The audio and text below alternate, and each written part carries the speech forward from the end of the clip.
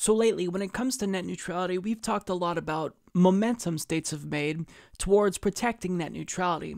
But when it comes to the state of Connecticut, state Republicans, including this guy right here, decided to unilaterally kill all progress that they made because they decided to tank a bill that would have saved net neutrality in the state of Connecticut. So Rhett Jones of Gizmodo reports, states around the country are considering legislation to preserve the net neutrality protections that were recently repealed by the FCC, but Connecticut won't be one of them. That's because Republican state senators there used a procedural technicality to kill one such piece of legislation in committee.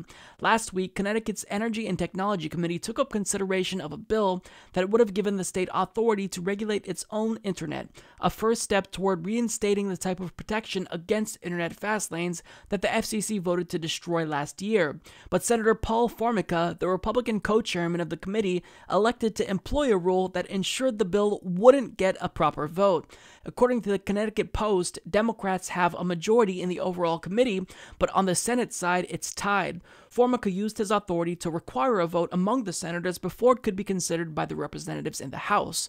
The 2 Senate Democrats and 2 Senate Republicans were split along party lines, so the Republicans got their way. A tie vote meant the legislation would not be able to advance.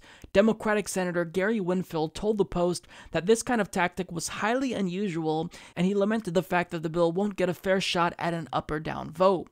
Senate Majority Leader Bob Duff supplied a statement to WNPR saying that states like Oregon and Washington have already passed net neutrality protections on a bipartisan basis, and that it was a shame that Senate Republicans here in Connecticut chose to stand with big business and President Trump instead of the people of our state. So what's their excuse? What's the excuse of Paul Formica right here, who decided to unilaterally kill the state's momentum towards net neutrality and not even allow for it to be voted on?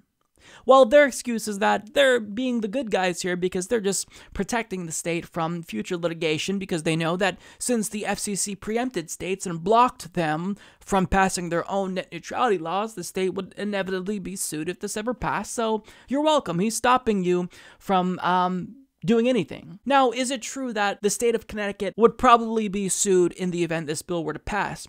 Yes. Does that mean that they should not do what they can to protect net neutrality in the short term before the FCC repeal order takes effect? No, they should be doing everything in their power to protect the interests of citizens in that state. But Republicans, specifically 2 Republicans, and this guy who unilaterally invoked this really shady tactic, decided, no, we're not even going to allow it to be voted on.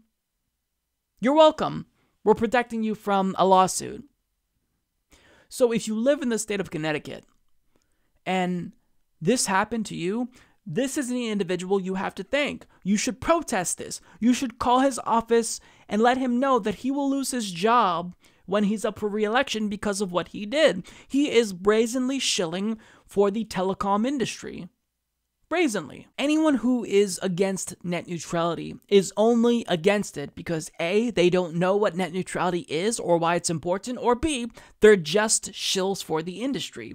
And this Republican in the state of Connecticut is so shamelessly bought off that he didn't even want the issue to be voted on. He used a rule to block it from a vote. See, if you feel strongly about your position on a particular policy issue and you think that you have the winning argument, you at least allow it to be debated. You allow an up or down vote on it. But these guys know that net neutrality is so popular that they're going to lose. They don't have an argument that's persuasive, which is why they have to resort to shady tactics like this. They have to unilaterally block it to make sure that it doesn't even get voted on. Well, that's a disgrace, and to anyone who lives in the state of Connecticut, they're not representing you. This guy specifically isn't representing you. So vote him the hell out, because what he did is a disaster. And now, when the FCC's repeal of net neutrality takes effect later this month, you're vulnerable. ISPs can throttle your internet. They can block your access to certain websites. You could thank Paul Formica for that. Support this podcast by becoming a patron at patreon.com/Humanist Report.